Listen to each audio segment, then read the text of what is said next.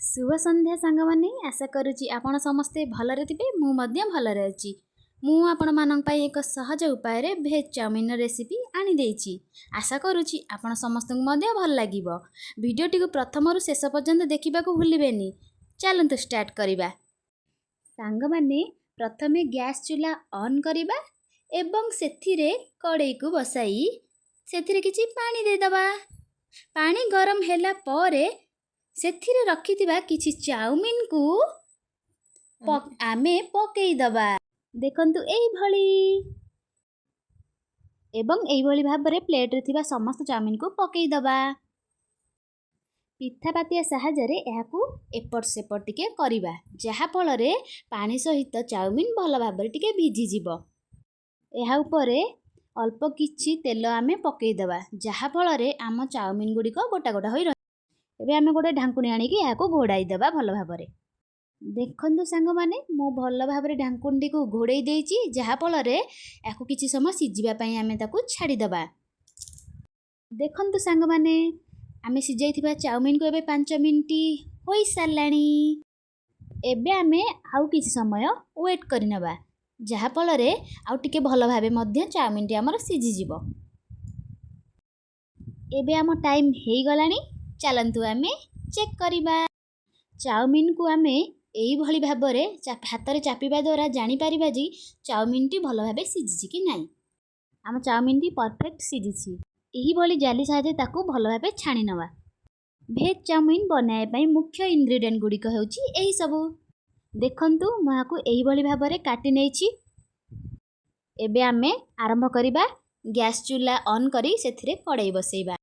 कड़ाई को आमे किछि समय गरम करिबा को दबा जहा फलरे सेथिरे थिबा किछि पानी गुड़िक शीघ्र मध्ये सुखि जिवो। जदि मो भली आपनक कड़ाई रे मध्ये एई भली भाबरे पानी लागिथिबो ताहाले पिठा पाते सहायता को एपट सेपट करि देबा द्वारा पानी गुड़िक शीघ्र मध्ये सुखि जिवो। पानी सुखि जिबा परे एबे आमे 2 चम्मच तेल पकाइबा। तेल पकई सारिबा परे तेल को गरम हबा पई किछि समय आमे छाडी देबा। तेल हमर गरम होई साच एबे सेथिरे काटि रखिथिबा रसुण को आमे पकई देबा आ कंचा लंका मध्ये पकई देबा। पियाज गुडी को पकाई सारिबा परे आमे पिठा पातिया सहायता रे ताकू घांटी देबा। गैस रो फ्लेम को मीडियम रखी एही परि भाबरे भाजी चलीबा जे बळी भाबरे पियाज टी हमर हल्का गोल्डन ब्राउन होई चलिबो। एबे हमर पियाज टी हल्का गोल्डन ब्राउन होई जाइछि। एबे काटिकी रखिथिबा गाजर को पकाइबा। एहाकु मध्य सेही परि भाबे भाजी चलीबा जे पर्यंत गाजर टी अधा न सिजिछि।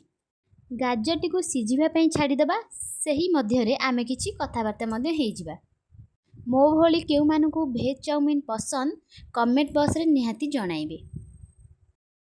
आपण मानकु जदि न्यू रेसिपी रो वीडियो दरकार ताहले मो कमेंट बॉक्स रे मते मेसेज करी जणाइबे। मु मध्य चेष्टा करिबी सेही रेसिपी गुडी को बनाई आपनक पाखर पहुंचेबा पई। देखंतु आम कथाबार्ता मध्य रे गाजर टी मध्य ऑलमोस्ट एथिरे आमे काटिकी रखिथिबा कैप्सिकम हम बंधा कोबी गुडी को पकाइबा।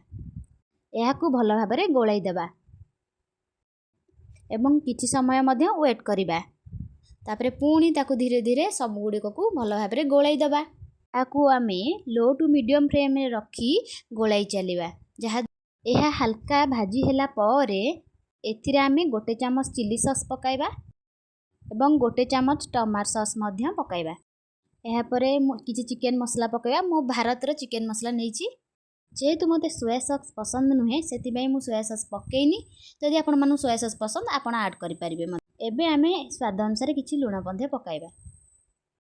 एबे एहाकु आमे भल भाबरे गोळाइबा। एथिरे कलर आसिया पई हल्का टिके हल्दी पाउडर एथिरे पकाइबा। एहा ऑप्शनल अछि जे चाहिबो पकाइ परबो जे न चाहिबो भी पकाइ परबो नाही। एवं एहाकु आमे भल भाबरे गोळाई चलीबा।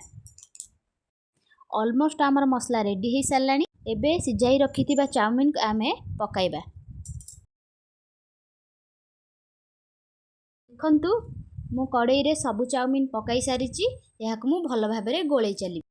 एही भली भाबरे आमे गोळेबा जहा द्वारा कि चाउमिन सहित मसलाटी भल भाबे गोळाई हो। ଏବେ ଆମେ ଗ୍ୟାସଟିକୁ ଲୋ ଫ୍ଲେମ୍ରେ ରଖିବା। ଚାଉମିନଟିକୁ ହାଲକା ହାଲକା ଭାବେ ଗୋଳାଇ ଚାଲିବା ଯେ ପର୍ଯ୍ୟନ୍ତ ଚାଉମିନଟି ଆମର ମସଲା ସହିତ ଭଲ ଭାବରେ ଗୋଳାଇ ହୋଇନାହିଁ। ଦେଖନ୍ତୁ ସାଙ୍ଗମାନେ, ଚାଉମିନଟି ଆମର ଅଲମୋଷ୍ଟ ଭଲ ଭାବରେ ମିକ୍ସ ହୋଇସାରିଲାଣି। ଏବେ ଆମେ ଟେଷ୍ଟ ପାଇଁ କିଛି ଗୋଲମରିଚ ପାଉଡ଼ର ପକାଇବା। ଗୋଲମରିଚ ପାଉଡ଼ର ପକାଇ ସାରିବା ପରେ ତାକୁ ଭଲ ଭାବରେ ଟିକେ ଗୋଳାଇ ଦେବା, ଯାହାଦ୍ୱାରା ଆମ ଟେଷ୍ଟଟା ଭଲ ଆସିବ। ଢାଙ୍କୁଣୀକୁ ଏଇଭଳି ଭାବରେ ଘୋଡ଼ାଇ ଦେଇ କିଛି ସମୟ ଆମେ ୱେଟ୍ କରିବା।